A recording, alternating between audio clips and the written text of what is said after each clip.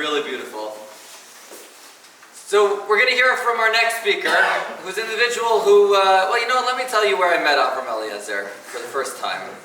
And you see, one of the services that Renewal offers is that one of our donor coordinators is with the donor every step of the way. We believe very much in that hand-holding, getting them through that whole process. And that means on the day of an evaluation, when they go to the hospital for what's typically 1 day, it's a long day, the donor coordinator is there to schmooze with them. It's not even to answer questions. Occasionally they have a question, but it's really there just to pass the time, because there is waiting time. It's a hospital. And as much as we've made it efficient and minimized, there still is some waiting time. And so the donor coordinator is there sitting with them and spending the day with them when they're going for their evaluation, bringing them some food and some snacks. And then most importantly, on the day of the transplant, our donor coordinator, one of our donor coordinators, is there to greet the donor at 5:30 in the morning when they come into the hospital. I am not a donor coordinator. 5:30 is not my time of morning. So I don't get there at 5:30 when I do go to some transplants. I'll show up a little bit later. So when Avrohom Eliezer was donating his kidney, I didn't get to meet him in the morning. In fact, I got a very different perspective on who he is. Because you see, I met, his father was there. Your mother was there also? No, your father was there. Your grandparents? His father was there. His grandparents were there. If you've met his father and grandparents, they're edel, sweet individuals, quiet individuals, very well behaved individuals. And so I got this whole picture of, this donor, I see his grandparents, I see his father, he must be the same way, right? Then I got to meet Avrohom Eliezer. We love him. In fact, when I told everybody in the office and donors in New York, I was speaking to a donor this afternoon as I was in the airport waiting to board the flight. And he said, you're going down to Miami, you're going to see Avrohom Eliezer, give him a big hug for me. If I had to give a big hug for every single person who asked me to do it, we wouldn't get this program started. So I was Yotze with one hug, and I said that's in honor of everybody. He's the type of person that, he's a giant teddy bear, everyone loves him. And he might not be the quietest of guys, but we love that about him. And so I couldn't think of somebody more fitting to speak about his experience and educate people a little bit, just about, not even educate, but inspire about the idea of kidney donation and to hear his experience, Avrohom Eliezer Friedman.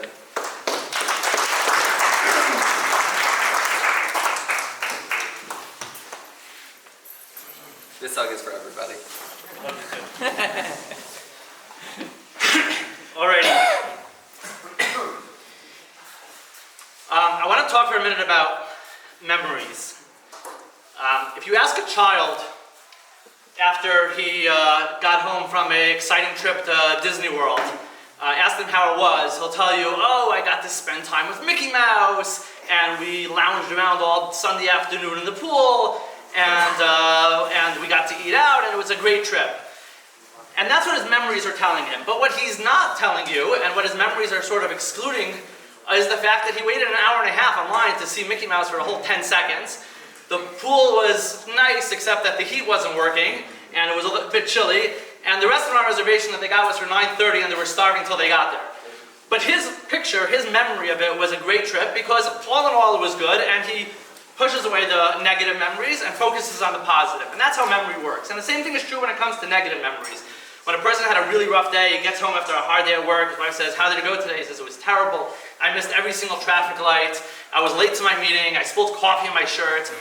He forgets to say that actually it wasn't every single traffic light he missed. He did make some of them. And not only that, he passed the train, which would have sent him back another 5 minutes. And yeah, he was late for the meeting, but it's okay because the meeting hadn't started anyway. And yeah, he spilled coffee on his shirt, but there was an extra extra shirt in his closet because he had to bring his cleaners home the day before. And it wasn't as bad, but he had a hard day, so his memory's focused on the negative. And that's very normal. And really the same thing is true for when a person does a heroic action. You hear these hero stories. There was a car and the flames were coming out of the window. I smashed the window. I pulled the person out of the car. And it was amazing. You see these interviews on TV, but then you actually see the footage and the window was already broken and the flames were on the other side of the car. And okay, he did a big, it was a nice thing that he did and it was great and not everyone would have done it, but was it as heroic as he makes it out to be? No, not as much. Because memory is a tricky thing. So it always bothered me why before I donated and after I donated, when you speak to a kidney donor, very often they very much minimize their experience. They're not talking about how hard it was. They're not talking about how heroic they were, even though, I mean, let's be real, it's surgery. There's pain involved. It's not the easiest thing in the world to do. There is an aspect of heroism, but I spoke to one kidney donor one time. He's like, yeah, I was back at work the next day. There's no way in the world he was back at work the next day. But he was like, oh, it wasn't a big deal. It didn't really hurt that much. It was totally fine. Everything was great. And you hear countless over and over, stories from kidney donors, and it's very, it was very interesting. Not only that, when they put on the flyer here, which they did not ask me about what I'm speaking about, they just asked me to speak, they wrote, here, the inspiring story of his kidney journey. And when I saw that, after it was already publicized, I was like, I really wish they would have asked me, because I don't really have an inspiring kidney journey story. It's not really inspiring. I had 2 kidneys, I only needed one, I gave up another one, died. That's the inspiring story.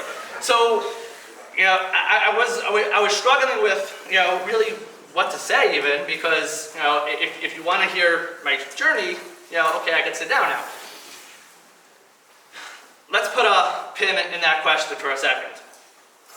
I want to give everyone a mashal, an example, a parable, and if you were at one of the Kedusha I sponsored at the Kol, you might have heard this, but that's okay, it's okay to hear it again. Imagine for a minute there's a surgical tech in a hospital room, and they're about to do surgery, and the tech comes in and takes a look at the medical records of the patient, and sees that the patient is perfectly healthy. There's absolutely no medical reason that this patient needs surgery. 0. So he starts questioning, he has medical ethics, and he's not going to just operate on someone who, not partake in operation on someone who doesn't need it. And he starts asking around, and the doctor is focused on getting ready for surgery and shrugs him off. And he goes up to one of the other surgical techs and says, I don't know, I just work here. And he says, well, we can't do this. And he's like, okay, trust the doctor. I don't know what the whole story. He's like, I can't. I see exactly on the paper. He's 100% healthy. There's no medical reason for him to have surgery. I'm not going to operate. And he makes a whole rush and a whole to-do, and he ends up getting kicked out of the operating room. But what he didn't realize was that there's 2 operating rooms, one with a healthy person and one with a person who needs a kidney transplant. And the healthy person is giving his kidney to the sick person. And we have a kidney donor and a kidney recipient. But because he was in the single operating room of this healthy kidney donor, he didn't get the bigger picture. And he didn't understand that it's not just what you see in front of your eyes. There's more than what you see in front of your eyes. There's another operating room, and while medically the person didn't need an operation, he was having an operation to give a kidney to the person in need. Now, the administrative assistant who's sitting outside of both operating rooms sees both operating rooms and understands that. But she's going through the records, and she sees, wait a second, these people don't have anything to do with each other. They don't know each other. Why in the world are we operating on this patient when he doesn't know? He has no responsibility. It's one thing if the person was giving it to their brother or father was giving it to their son, but why in the world is this random person giving it to this random person? And she starts asking, and other people say, I don't know. I don't know. This is what the doctors are doing, so we do it. So he says, no, I have medical ethic. I cannot stand by while this happens. I see what I see in front of me, and I'm not going to allow this, and she gets kicked out. But what she didn't know is that they were actually brothers, not physically brothers, but they're both members of Klal Yisrael. And of course, when the donor heard that the recipient needed a kidney and he was a match, he immediately said, sure, no problem, I'll do it. Because there was a bigger picture. There was this concept of Klal Yisrael, and Kol Yisrael Arevim Zeh, and everyone's together. So yeah, you're right. The surgical tech had his view of the operating room and made a mistake. She had her view of the 2 operating rooms in front of her, a more zoomed out version, yet she still made a mistake because she didn't see the even bigger picture of that they actually were brothers. Now, on April 17th, 2018, I woke up in the morning, perfectly healthy 32-year-old male. I was in the peak of health, and I knew that because I had just been through a whole bunch of medical tests confirming that I was in perfect health. There was absolutely no need for me to undergo an operation. Yet, a mere few hours later, I woke up again, missing an organ, and in pain. And if you would have just heard or just understood the past sentence that I said, you would have said, "Oy, Nebuch, that's so sad." Here he was, a few hours ago, he was in perfect health, and now he's recovering from surgery after having a kidney removed. That's terrible. And had I looked up to this guy and I said, "Hashem, what are you doing? Why in the world do I deserve this?" What did I do to you? What did I do wrong to make me have to undergo such a surgery and so much pain? I was perfectly healthy this morning. I did literally nothing wrong, and now this is how you treat me? This is how you punish me? Like, what's going on? And had you not known the big picture, that would have been normal. But I didn't say that because I knew the big picture. I was there by my own free will because I was giving my kidney to someone who I didn't know because they're a member of Klal Yisrael. And that was the bigger picture. And I didn't wake up in pain saying, "Ay, this hurts. Woe is to me. Look at me. Someone help me. Someone." Well, I did say, "Someone give me medicine," but I didn't say. I wasn't crying out in pity. On the other hand, it was exactly the opposite. I looked up and I said, "Hashem, thank you so much. This is amazing. I feel incredible. I just had the opportunity to do something that I wanted to do for a long time. It was about 5 years since when I contacted Renewal first until I actually donated. The concept of a person in Florida donating wasn't as familiar to Renewal back then. Now it's much more. And I said, "Thank you so much for this amazing opportunity, and I feel great." An athlete who just won a gold medal in the Olympics after running a marathon, if you stick a microphone in his face and says, "Tell me how you feel," he's going to say, "I feel amazing. This is great. I've practiced so long for this. This is exactly what I wanted to do my entire life." He's not going to say, "My legs kill. I'm going to have to sit in ice for the next 24 hours just to come back to normal." All might be true. I don't know. But his legs for sure hurt. But that's not even going to be the first thing on his mind because he has a perspective. He has the bigger picture of what's going on here. He knows exactly what's going on. All that pain, that's not pain that hurts him. That's sweet pain. I know this is going to sound weird, and I've said this before, and I still feel weird saying this, but the pain I was in when I woke up from surgery was the sweetest, most beautiful pain I've ever been in. I could only say that the only way you could ever experience such a thing is by doing it yourself, but it was absolutely the sweetest, most beautiful pain. And while the days went on and the pain wore off, of course I was happy that I was feeling better and getting back to normal, but there was a part of me then, and there's a part of me now that really misses that pain.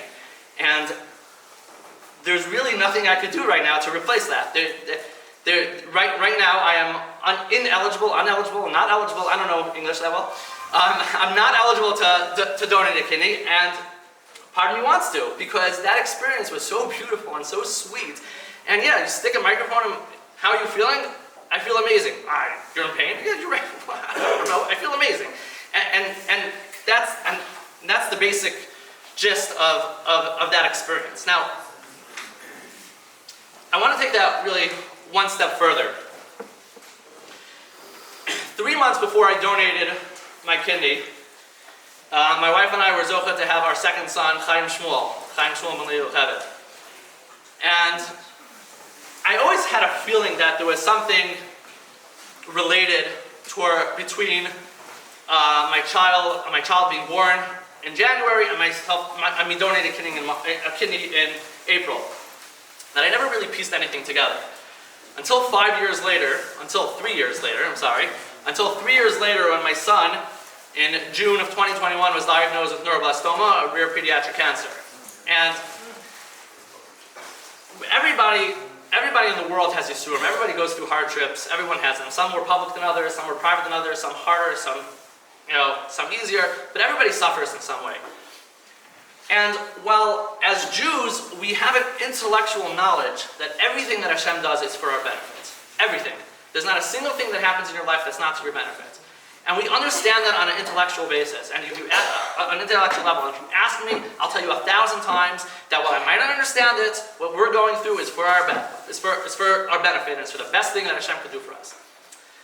But on an emotional level, that's really hard to actually internalize, because I see what's in front of me. I see what we're going through, and I don't see any way possible, not a single way possible, that this could possibly be for our benefit.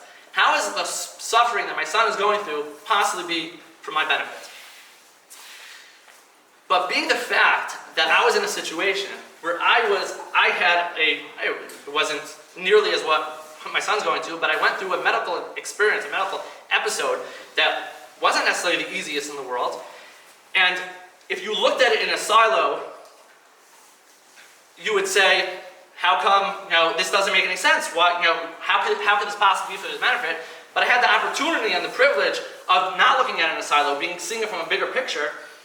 So I can take that experience and try to understand, and it very much helped me understand, that there is a bigger picture, and it's possible. I know for a fact that it's possible to go through a medical episode that's painful for your benefit. I don't know why it is in this case, but it's one of the things that really helped pull me through and continues to pull me through as we go along this journey, and it's really all because I had that experience. I know Rabbi Shapiro, Shlita, who spoke, I was at an event last week that he spoke at a GEMS event. By the way, GEMS is having a fundraiser, it's a great organization. One of the things that he said, he was talking about tzedakah, he said, Mi yodea mi machzik is me. Who knows who's helping who here? Do you think that you're giving tzedakah to a poor person? You think you're giving charity to an organization and you're being the big tzaddik, you're helping them, you're so nice, and that is true. You know? So, but who knows really what the benefit that you're getting from actually giving that tzedakah? You know? And you don't really know all the backstory and what's going on and why it actually might be benefiting you. This was a pure example. I donated a kidney 5 years ago thinking, wow, look at me, I'm such a tzaddik. I'm doing such a wonderful deed. And it was a good thing that I did. But I had no idea that that experience actually benefited me later on.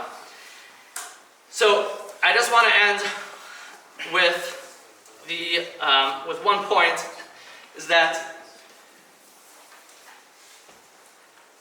in the big picture of life, a person will live for many years, and there's 52 weeks in a year. Kidney donation is a blip on the radar. It really is. When we were having the Zoom call before to talk about the event, we're talking about what age a person could donate a kidney, what's the youngest, and Rabbi Sturm said that technically 21, but we try to encourage people who are 21 to wait till they're a little older before making such a life-changing decision. And I said, I understand that technically it's a life-changing decision, but it really has little effect on my life. There's not much that happens. Not only that, there's certain times that I'll see a sign that says someone needs a kidney. I'll be like, oh, let me do that. And then I have to remind myself, no, you can't do that. Because it just other than my talis bag that reminds me every Shabbos that I donated a kidney, there's very little that it has any effect on my life. So, just want to end saying that I'm really jealous of everybody in this room, or most people in this room who have the ability to donate a kidney, because you have the ability to have the sweetest, most beautiful experience that I did experience, and I would love to have again, and I can't.